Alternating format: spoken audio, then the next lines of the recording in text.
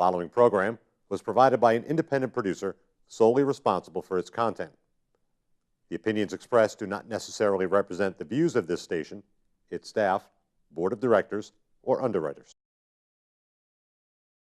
Welcome, everyone, to Us Democrats here on Access Nashua. My name is Dave Tenza, Chair of the Nashua Democratic City Committee.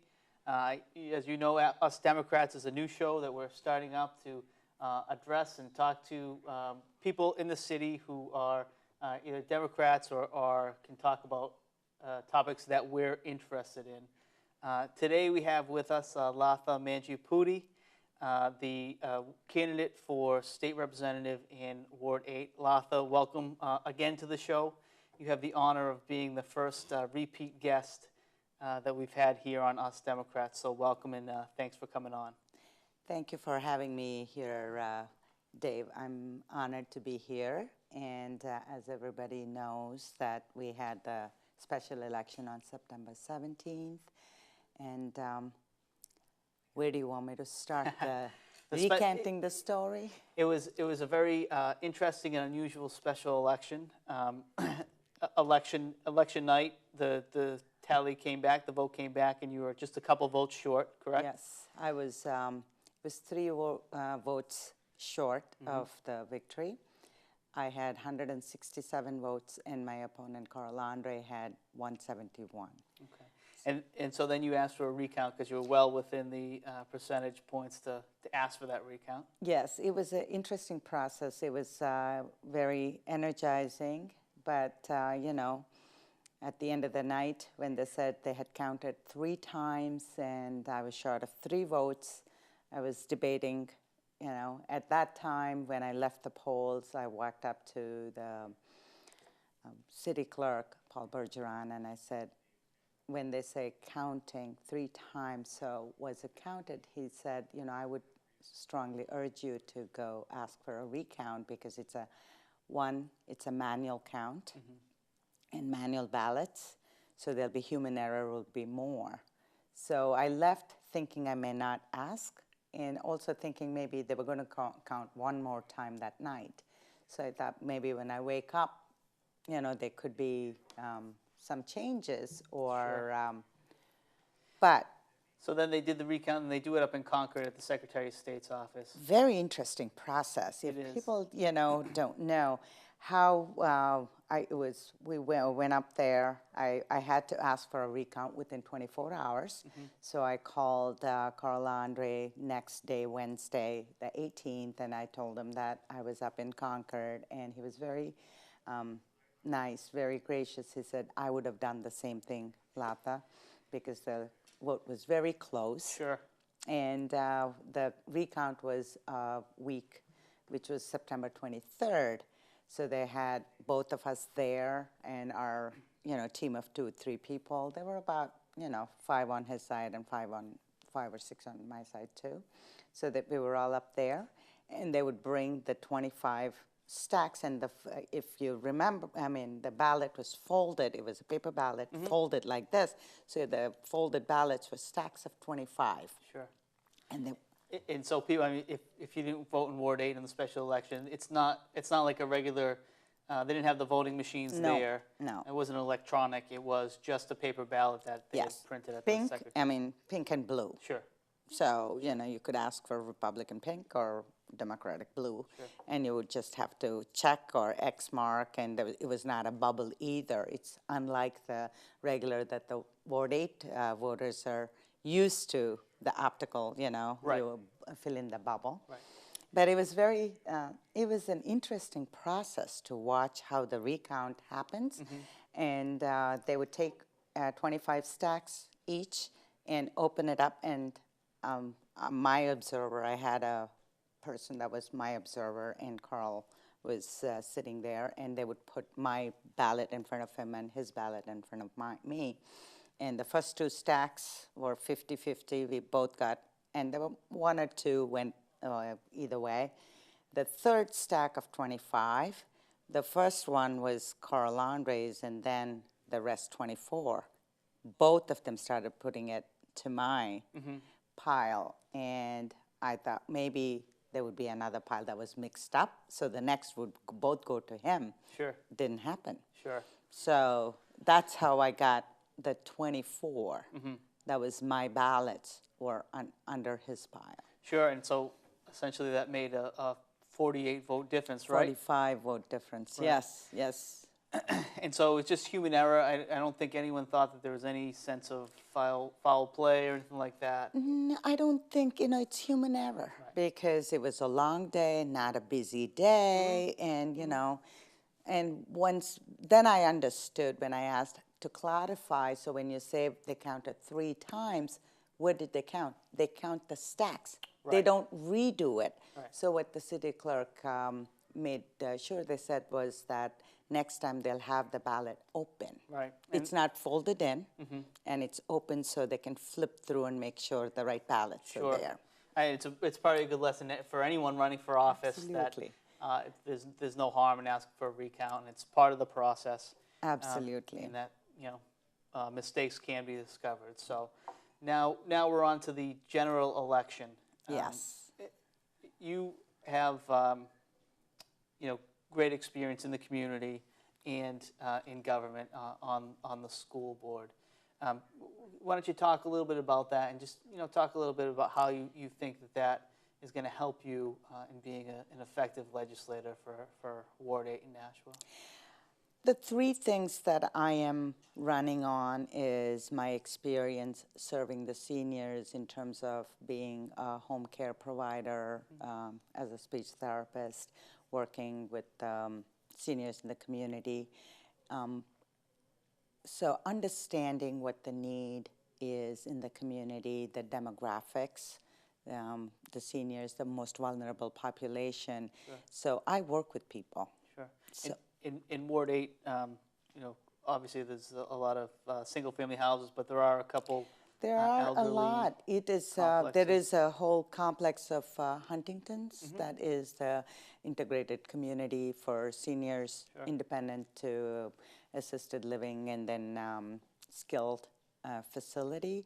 And there are a lot of apartments where there are people who are living in the community, supported by the a lot of support that's available in Nashua for people who want to stay in their community, involved, and being productive, or quality of life. Sure, certainly.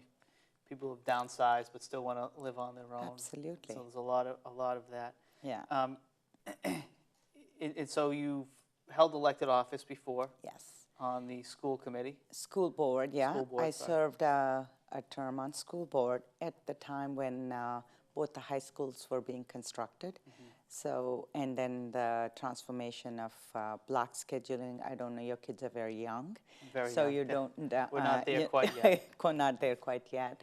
So the block scheduling, 4x4 block, which was going to give, at that time, the study showed that the kids would have more opportunity to get the credits and longer in-depth discussion kind of thing. So that transition happened.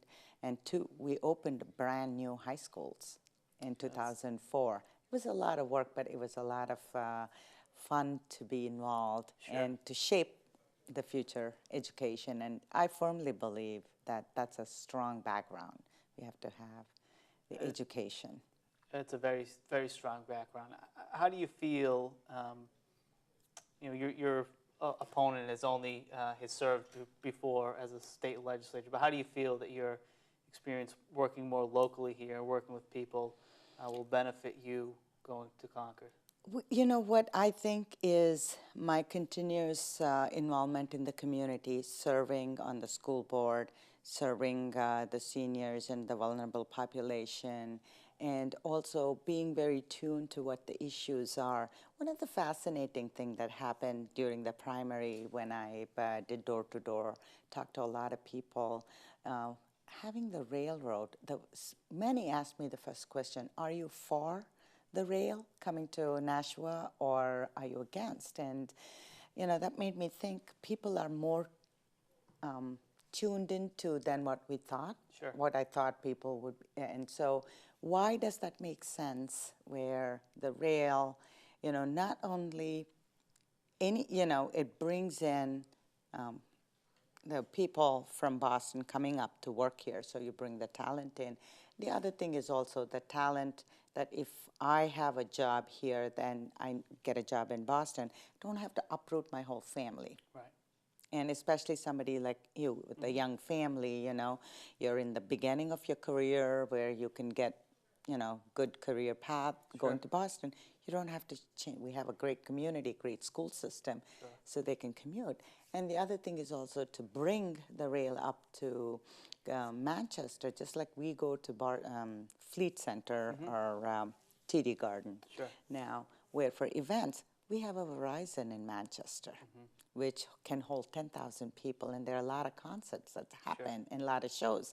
And people from Boston would like to come up to a quieter, you know, New Hampshire is always known for its tourists, and now with the fall colors, a lot more people would come up. I mean, it's such a big issue for a lot of people. You know, it's something that we need to get done as a state and as a community sooner rather than later. Yes. As someone who I commuted into Boston for a number of years, a couple of years from here and a little while from Worcester, it makes such a difference when you can sit on a train and relax a little bit, or take a nap, read a newspaper, read your work. Right, do a little work. You know, it certainly helps, and that is a big issue, and it hasn't gotten a lot of coverage lately. I think there are a lot of other big issues that the legislature has dealt with. Yes. This year. But what the people said to me, you know, is that, oh, this debate has been going on for 20 years. It's about time it's done and get it in, you know. So we're just tired of listening to the debate and why it works, why it doesn't work, and stuff like that. So give it a shot and get it done, kind of thing. Right. So Yeah, I thought that was interesting. Yeah, it is interesting. It is interesting to hear what things were on people's minds. What else are you hearing as you're going door to door? What are people It's concerned women's issue. That was a lot of concerns, you know, with some of the voters that I met. And they said, where do you stand on gender difference or wage difference for women versus men in New Hampshire? And what do you know about it? And one interesting question came up was, which I have to study a little more about it, genetically engineered food products, labeling for that. I said, I don't think that's a state issue. It's more a federal issue. But a lot of these issues are on people's mind. Right. So which was encouraging to say, okay, if we have a real you know, debate, or not even debate, discussion, and what's the biggest concerns? You know, having good jobs, having good local food, or, you know, healthy food, and good health care. And of course, with signing up for healthcare expansion, people had a lot of questions about that too. Not knowing what to expect, you know. So it was, I think the times are very interesting. Lots of changes are happening, and to be able to understand and be able to help community members about that. Sure.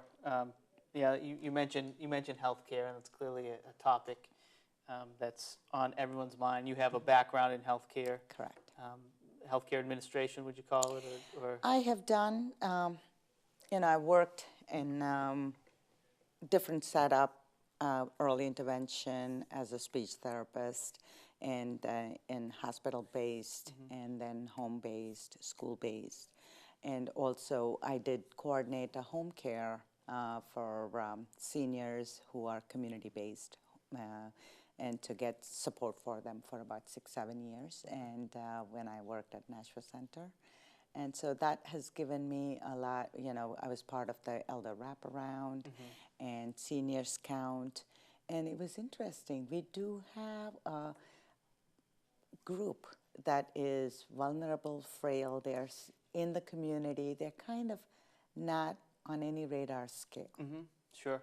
And, you know, and today in the 21st century, the transitional nature of the family, you know, children are all over the place. I would have families that, you know, seniors who lived in the home that they built 60, 70 years ago, and the kids are all moved.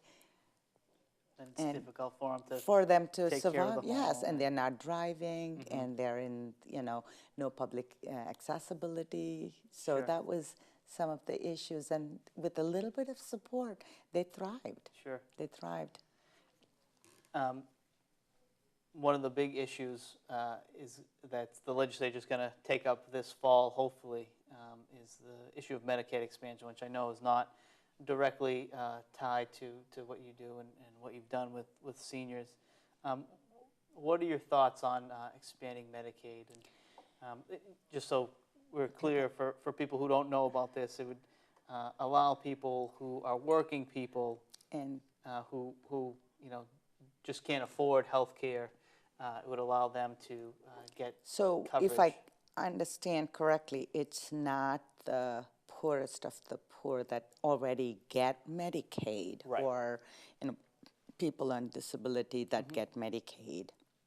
And a lot of things New Hampshire has done very uniquely special. One of the things from my experience, what I understand, the historical perspective is, New Hampshire was one of the first states to deinstitutionalize people with special needs, and closing Laconia School and bringing them into the community, into group homes, and now they are pretty much integrated into the community.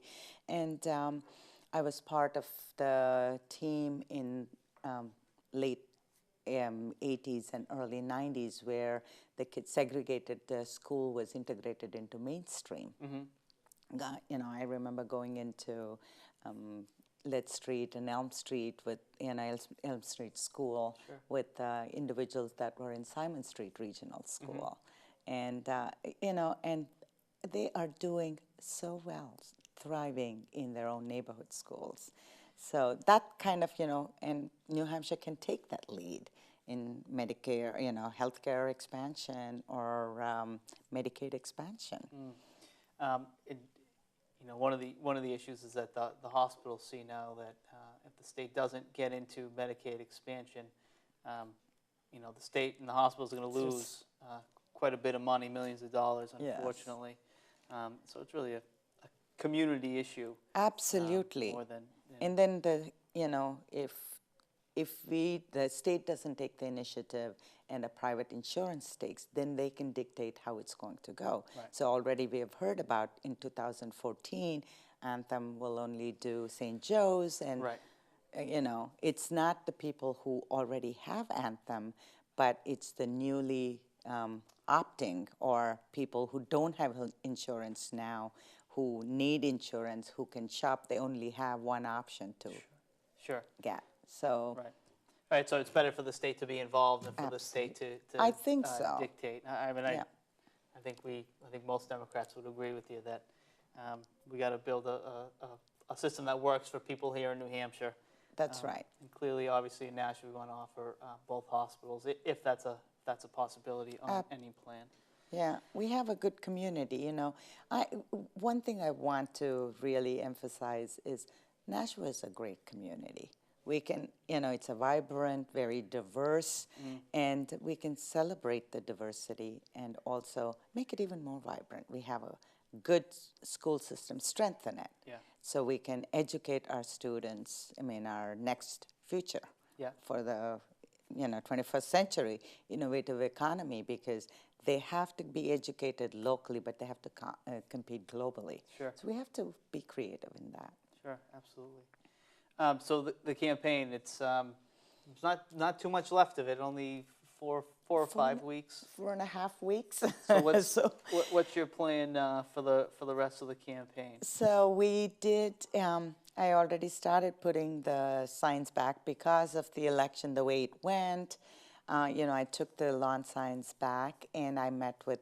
We had Carl Andrade and I had a very good breakfast, and we talked. What worked. And Carl's been very gracious and very good to you gracious. Yes, very professional, and it's been a nice nice process, Sure. you know, very energizing process. And he was joking, I was hoping that I had my stack misplaced with your stack. No such luck, And he's already helped with, identifying the places where he had his signs and some of his supporters. And he wrote a very nice thank you ad and in the paper. Great. And so I want to thank all the voters that came out and voted in the primary on the 17th. That was really nice. So we need, on November 5th, it's not just a special election for state reps. So there is aldermen at large, ward aldermen, selectmen, and, poll workers. So there's a lot more, fire chief and Board of Fire and Board of Public Works. So there are others. And local elections are also as important as national, because at the end of the day, local election is what impacts our day-to-day living. It really does everything from school committees, school department to road tax rates and everything else. Absolutely, and then snow clearing to, right. Yeah, fires. Garbage collection. Yes, right. And fire, like police, the safety of our community. Absolutely. So you're a part of any campaign is getting volunteers, and there are a lot of people who want to help you out. Some people may be watching the show. How would they get in contact with you? So, it was very energizing because of the recount. I think a lot more people paid attention that, every vote counts. So they can get in touch. My website is www.Latha Mangipudi, LathaMangipudi.com, and all my email. And it's interesting, technology is at work. So if you go on my website and sign up for, whatever you want to help with, contribution, door knocking, phone banking, letter writing, letter to the editor, whatever, it's interesting to see that I get an email. So there is the technology at work. You're all integrated. It's a lot easier. It is. It is very helpful if you know the tools, how to use it. Sure. So I'm very blessed. I'm very thankful to my husband who lives and breathes this. So he's been my technical support, and it's been very helpful. And we have youngsters. I am just impressed with the young people who graduated from Nashua High School, and went to college, and now they're back in the community to help out. I'm just totally impressed with their energy and their, ability to organize. And also, for whatever reason, the Indian American community is very energized. I think we know why they would be. You're first generation Indian I'm American. the first generation Indian American. It's interesting how it's just the local election is catching national. I mean, just this morning I got some email from some online India West paper that had the whole recount and the whole process. I thought, wow, that's a good education. It is a good education, and I'm sure it's the Indian community, especially in Nashua, is very close knit. Yes. We're going to have you back. We're going to do a second half hour. We have about a minute left for this first segment. If there's anything you'd like to say directly to voters. Okay. What I want to say to all the voters is, democratic process only works when everybody participates, when majority of the voters participate. And you saw that the recount worked, and the process was very transparent. So I'm very grateful that I live in a democracy where the process works. So don't forget, November 5th is the special election for state rep. And if you want to know more about me, please visit my website.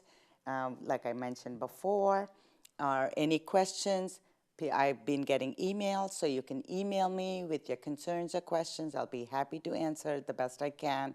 And don't forget, November 5th, it's coming up. It is coming up quickly. Latha, thank you very much. We will be right back for our second segment with Representative Ken Gidge. This is Us Democrats on Access Nashua. Thank you. Welcome back to Us Democrats here on Access Nashua. Well, this is our second segment this week. We have back Latha Mangipudi with us, and joining us is Representative Ken Gage. Representative, thanks for joining us. You're very, very welcome, and congratulations, by the way. Thank you. I was asked by Andre to be his second, because if you would have called, I would have done a few also as Democrats. And it was very interesting to sit there. Of course, you're sitting at the table, but there's 100 people standing behind you and everything. And what a shock.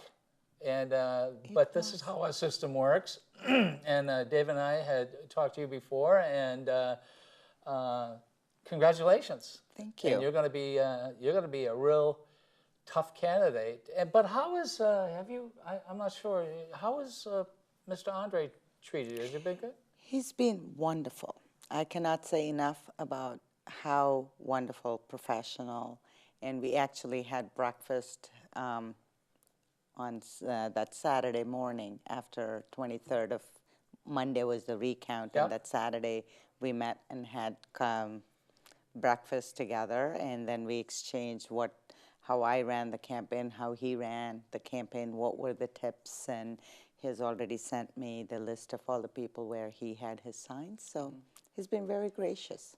And much to your credit, Latha, I think you're very committed to running a clean campaign and a campaign based on issues.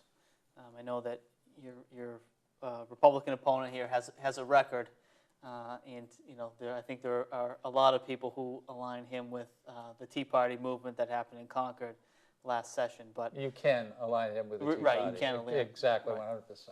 100%. But that's not your concern. You're going out there and talking to people and running on your own merit rather than what he stands for, I guess. Absolutely. I hope that I can keep my head about and just go based on the facts. Like I said, it was very eye-opening for me to do the primary campaign, and we talked in the earlier segment about the issues that were very dear to the voters in the community, and if I can focus on that and just knock on more doors. Well, I can tell you, I've interviewed Pete Silva, who is your opponent, and also I've been up in Concord. And you may not have to play the game they play, but you must at least be loud. Mm-hmm. And the reason for that is because they really want this seat back. And we really don't want to give it to them. Don't want to give it at all. I mean, I can see, look at the gridlock in Congress. Look at the gridlock in Washington, D.C. We don't want that to happen in our state. And I was thinking about that the other day, Dave, and I was thinking, I don't think people understand. You're talking Congress, et cetera. But here we are in New Hampshire, and we're talking about putting 58,000 more people on Medicaid, which is very important. Absolutely. And here the Republicans, who are the minority, basically are saying no. 61% of the 58,000 are women. And so they're having problems with women. Absolutely. And you wonder why. And these are important issues. These are very important issues. And, New Hampshire has been one of the first, to close. We talked about it, one of the first states to close the institution like Laconia School. And we still have to catch up with the equality in terms of wage difference between women and men. It's still, the fact is that there's, for every 77 cents the woman earns, a man in the same position, equal, earns $1. So there's 33 cents. Let's make this really clear, though. Up here in New Hampshire, women do politically very, very well. They do, and because they don't get paid. For it. No one gets paid for this job. That's right. But my point is that it takes men to elect women, women to elect men, and we have been very, very fortunate. Sure. We have been fortunate, and one of the things that Amy Custer talked about in her campaign, which struck me, the studies that people have done of the various legislatures have shown when women are elected at a higher rate, it tends to be a more well taken care of society. So I don't think it's a bad thing at all. Oh, I well, don't come think- on now. No, That's when you not think about- sexist well, now. no, That's not let's not sexist. go- I think- Let's not I go think- that far now. Practicality, when you think about the world microloans, and when they Yes. talk about the microloans in India or Africa Right. or any country where the microloans is very popular, what they have said is when the microloan is in a woman's name, the family thrives. There's that breaking of the Well, it doesn't quite thrive, but it does better. Yes, It does better, because they have. This is fact. It's the study. I'm not No, making up the I know statistics. the gentleman who started it won a Nobel Prize. Yes. So, sure. So that what does that say? Maybe there's the nurturing, there is the practicality, pragmatic. But I'm not here to argue about whether women are better than men. No, of course But- not. That's not an argument. Yeah. That's not an argument. But- The women up here in New Hampshire do very, very well. Absolutely. And one of the reasons I think you would agree, Dave, is that they're smart. Look at Jean Shaheen. Look what she did. You did mention this during the break about she gave up her pay for. Food banks while the government is shut down, and specifically in our state. I mean, she took the lead. I'm sorry we don't have I'm sorry I didn't bring it on. We have a whole list. Well, I think you saw it, Dave, in the newspaper of all the food banks that really need money. So if you're out there and there's a food bank, there are people really hurting. And I think they said in New Hampshire, there are going to be 1 million pounds down. And there are Yes. more people. And for I think a couple of reasons. One is 6 grocery stores that closed, Shaw's and Stop and Shop. And they used to donate about 1 million pounds of food and, or something close to what they're saying it's going to be down. And 6 grocery, when you think about New Hampshire is not a huge state, with the population, but we do very well taking care of our people, our communities by the community involvement, that Yankee ingenuity, that we're rough and tough. And Live for your I time. believe, though you're not from the state of New Hampshire, this is the type of person we definitely need up in Concord. Somebody who, you're not going to, I've talked to this lady before. No one's going to step on her. Nobody's going to push her around. Well, no one's going to step on Latha, definitely. I mean, I think, the reason Latha fits into the whole New Hampshire mold is because you've given so much already to the city and the state, and you're in Home it. parties. Right. I was there when there was the governors to be, and sure. And played New Hampshire primary, you've been involved in for a couple cycles, Yes. last couple cycles. And I mean, Latha's obviously, you're in it for the right reason, for the people you hope to represent in November. So I think obviously you know better than I do. You've been up in Concord for 6 years. I want to sort of toughen you up. I know Pete Silva. He's a nice guy and everything, but the problem is when a group gets together, such as what the Republicans have done for the 197 against 103. I was one of the 103. I got news for you.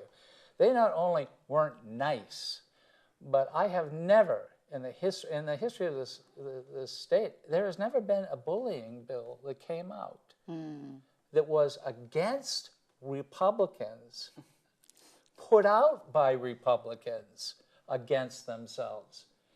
So when you get that type of dirtiness, you got to be prepared.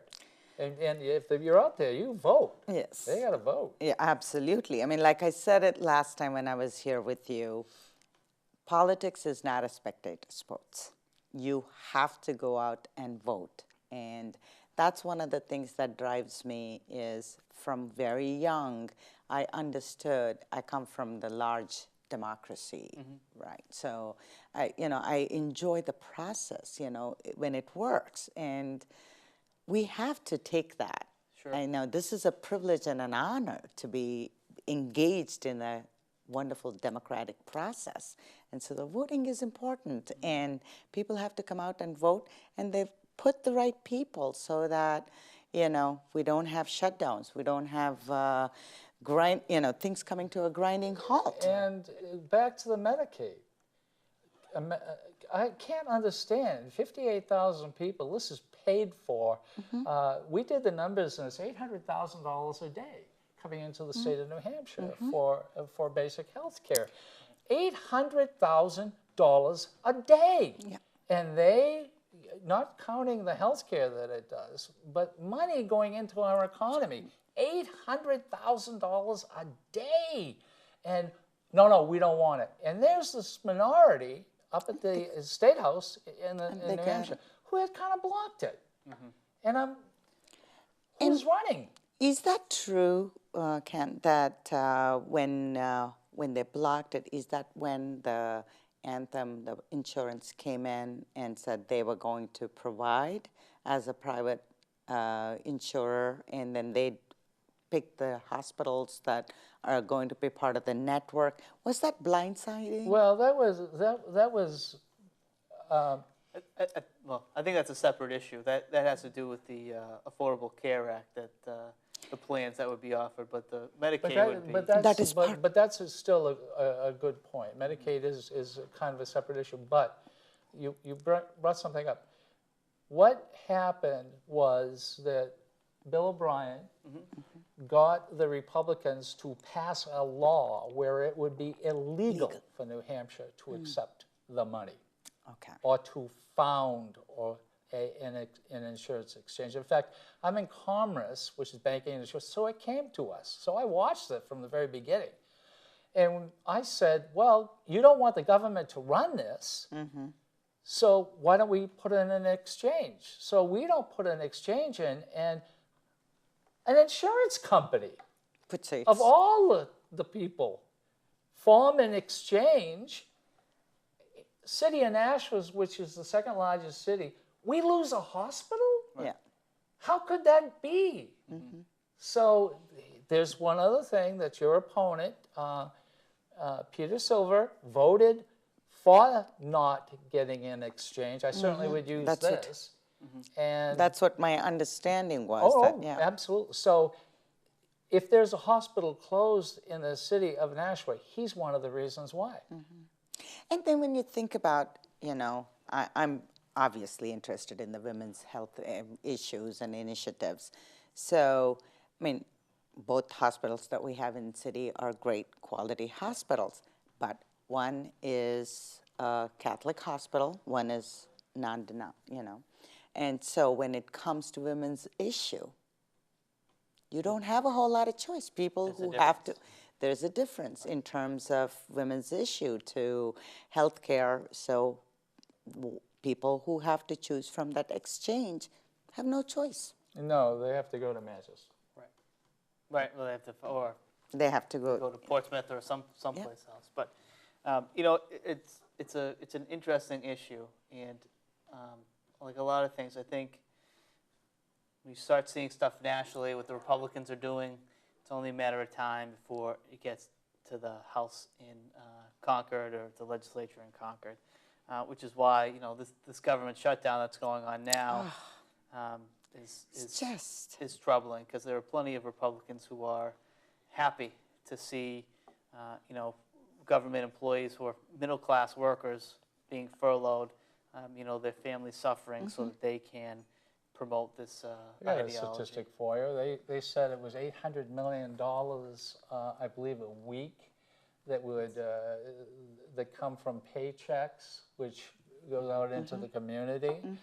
The Republicans really, and don't misunderstand me, there are Republicans out there who really are interested in what Democrats are saying about what's taking place, because there are Republicans who are saying enough is enough. Right. But when you see the World War II soldiers trying to get into an open air monument of theirs, and all of us, oh, wait a minute, no, we gotta fund that. Right. We gotta. Well, it's awfully nice that you want to fund that, and I certainly do want to fund it also. But why didn't you know this before? And the national parks, how is it going to impact our state? We are at the peak of fall season, and we get a lot of people from all over. Right. She's right. We are a tourist state. Tourist state, and fall color, you know, these few weeks are peak, and tourism brings a lot of money into state. Are we losing revenue because of that? Well, you figure, I mean, I would say it's not just people going to, you know, Mount Washington. It's people stopping in North Conway to eat and to stay, hotels, gas, and that's all day Day trippers. trips. I mean, it's you know, people have canceled hotels. So you're right. It's So when you disrupting. talk nationally, but that's why we got to get you in, is because we don't need a Republican, we need another Democrat. Sure, sure. And even, I mean, even like the Portsmouth Naval Yard, those are all government-funded yes. positions. And I'm Other sure people from New Hampshire work there. a lot of people, we have family members who have been told, you know, get ready for, well, they're already furloughed, they're not going into work. So it's just too bad how real people get affected by these And then the decisions other that- thing that was really disturbing that I was watching was NIH-funded grants, the clinical studies, and, Yes. you know, Right. there are families, real families, that are dead stopped in the middle of the track when they're, you know, the only option is this clinical trial. Right. And their life depends on it. They're in a cycle, and when that cycle ends, if the government does not open, that will stop. But one thing I think everybody should remember is, if the Republicans didn't think about that before, if they did not consider this before, and now they're seeing how World War II veterans cannot get in to their the monument, monument. and now they want to fund it. Well, guess what? It's not the Democrats' fault. It's the Republicans' fault. And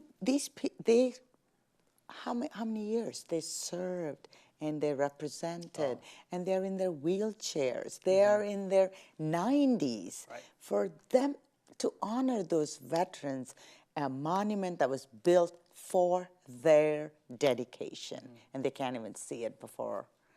Right. And of course, they were not all Democrats there.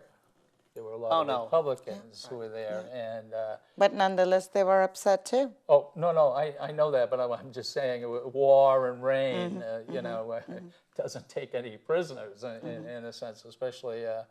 But they should have thought of that before. I have been beating up probably too hard on Republicans, because there are Republicans out there who feel like a lot of Democrats, and we certainly hope that they would like to express their opinion to the show. Sure, sure. And so call. So they can call into the show. Well, it would be Well, nice, but Not that's, yet. we're Not set up for working. that yet. No, and I think, you know, they're obviously the Republicans, especially here in Nashua. I mean, I think Nashua is a pretty moderate town in general, politically. But I'm not sure if I go that far. well, you know, I know. I was up there. But it's interesting. We have now more Democrats than they had Republicans before. We do. We Yeah. do. We do. And I think only, what, 2 Republicans. But I think that's just who made it, you know, to the state as representatives. But we need one more, and that's you. I will work as hard as I can And I to think get the people out. people, David, have to understand. I mean, you're the head of the Democratic Party. You see it all the time. We just cannot have a minority up there stopping stuff like Medicaid. We need more. I know. You know, it's an interesting dynamic up there now. You have the House that's controlled by Democrats, the Senate controlled by the Republicans, and a Democratic governor. And it seems to be working pretty well. I mean, there has been some bipartisanship. You were able to pass a budget this year that was signed by the governor, and you know, a reasonable budget. You would agree? Yeah, and of course the Republicans took credit for it. because they said it was because of the last, 2 years before, and I guess that's okay, that's all right, but they're still not willing to be fair. And I'm not sure how we go about it. Being fair and silent doesn't work. If you want to be fair and you're getting pushed around, then you've got to speak loud. And that's where we all got to get together, and Republicans and Democrats. I think, yes, I'll be new, but looking from outside, I think it's time we put people of New Hampshire first. And then, what's best for the state, what's best for the common working class family. We don't want people to leave the state saying, this is not where I want to raise my family. This is not where I want to live. And, for me, this has been my home, and it's done well. So how do we preserve and make it even more vibrant? That's why I'm running. And Latha, I know in your experience on the school board, you had some pretty heated conversations, debates with other people. You have that experience. How do you think that helped you? How do you think, what did you learn from that? It was a very good learning experience. Like I said earlier, transparency is fact-based transparency. You have to put the time and effort into learning the issues, and I'm willing to do that. And it was very contentious sometimes, and sometimes it was just to find a person to second my bill or my motion would be tough, but I didn't give up. It showed in the recount too. You cannot give up, especially when you are in the public's eye, you're scrutinized, you are picked apart. But, I think believing in the system, having a core value, and I truly in my heart believe this is my home. Not to say that Nashua is small politics, but when you get up to Concord, and I've always said this, the easiest part is getting elected. The politics within a party and the politics between the two parties is really, really, really hard. So this is politics up there. If you don't ever want to get anything done, is never go solo. Always have people working with you. Sure. But I'm very encouraged since the recount. So many people, I think, don't count me on the names, so many people called, elected officials. I even had a Republican state rep call and say, I'm excited for you to be here so we can have a civil discussion. And I got a card from local alderman at large, saying that we are glad that the process worked, and I was very impressed. That gave me confidence to say I live in a good community. And also, I think we talked about this before, Dave. I'm from Ward 6, and I certainly will spend a Saturday or Sunday or both with you walking around. I know people in your ward, and I'm sure the other people from the other wards. This is very important because though you are one person, though this seems like a very small campaign, the Republicans are playing this as we've got to start coming back. So in a sense, you're kind of the tipping point of this. So this has to be really worked hard, because I know that your opponent not only is going to work hard, but probably has quite a lot of money to work with. How's finances for you? Well, there's always 12 more votes to get every day, or $12 more to get. And the biggest challenge is getting it printed and, mailing out, and a lot of the, those things that need. Is there someplace they can call you? Yes, they could go on my website. We signed up for the Act Blue, and that's been helpful, so that people can make contributions as small as $1, or or as largest, I think $1,000 is a max per individual that then make a donation. And I'm having a fundraiser in Cafe India, downtown Nashua on the 13th of October. What time? 12 noon to 3. Come meet. I'll be happy to talk to people, and we'll provide food. And I'm also I'm meeting with the people in Huntington's on October 16th, 3:30 to 5:30. House parties, knocking on the doors. Get on your shoes, walking shoes. Come starting this Saturday. We are going in young professional. Michaela is working very hard to help me with getting this campaign going, and so we'll be knocking on the doors. This Saturday we'll do 10:30 to 2:33. Yeah. Sunday 12 to 3 is door to door. So if you want to put signs, we've gotten few requests on the email to put the signs up on the lawn. So get the name out.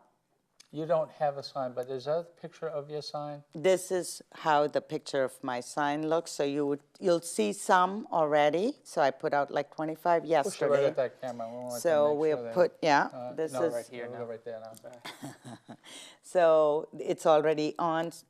Anybody who wants a sign on their lawn and show support, you can contribute, you can make phone calls, you can do door to door, spread the word, ask the questions so we can have that dialogue. I'll be happy to meet small group of 5, 10, whatever numbers. I'm there to listen to people. And you know, you're great at going door to door. A lot of people are a little intimidated by that for some reason. I think we all have the experience. We're comfortable doing it. But I mean, there are so many other ways to get involved in the campaign. You're going to need people to hold signs on election day. And even before we're going to start visibility, so Right. we're going to have the signs in the corner of Bicentennial School and Exit 4. Right. So people really need to know there's an election coming up. Right. They need to understand what the issues are and just get educated You on know, what's David, going on. I do have a feeling that this is as I feel, because I'm up there, and I know that the Republicans want to win one, I have a feel that this is going to be a lot more money put into this, so if you wish to contribute, you know how. Sure. And they're going to put a lot of, I would say, possibly Republican stars helping the candidate, because he was the majority, under the Bill O'Brien. I mean, so his position was second to the speaker. So I have a feeling that it's going to be really tough. But I think... I think it all comes down to getting voters out that day. And I think Grassroots. grassroots, and I think that's what the Democratic Party showed it's good at last election. We can take I think we can't take anything for granted. Right.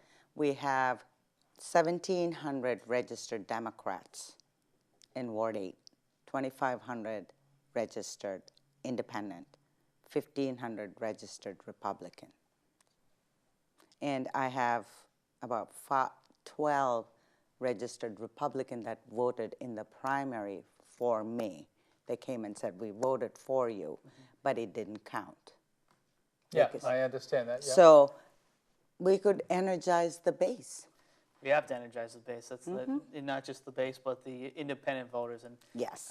it's funny that all the people that I've talked to in Ward 8, because I'm a resident of Ward 8 and looking forward to voting for Latha in November. My neighbors say, we know Latha from school committee, we know Latha from her kids being in school. So I think everyone is very excited about your campaign. I am.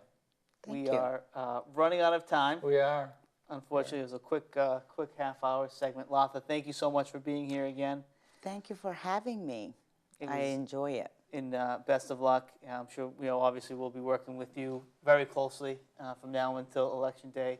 Representative, thank you. Yeah, for being I here. am your co-host, but only when you need me. Yep.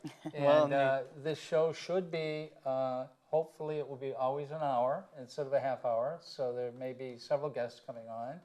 And I think that's about it. Yeah. Well, thank you all very much for joining us. This has been Us Democrats. I'm Dave Tenza. Again, it's Us Democrats here on Access Nashua. Thank you. The preceding program was provided by an independent producer solely responsible for its content. The opinions expressed do not necessarily represent the views of this station, its staff, board of directors, or underwriters.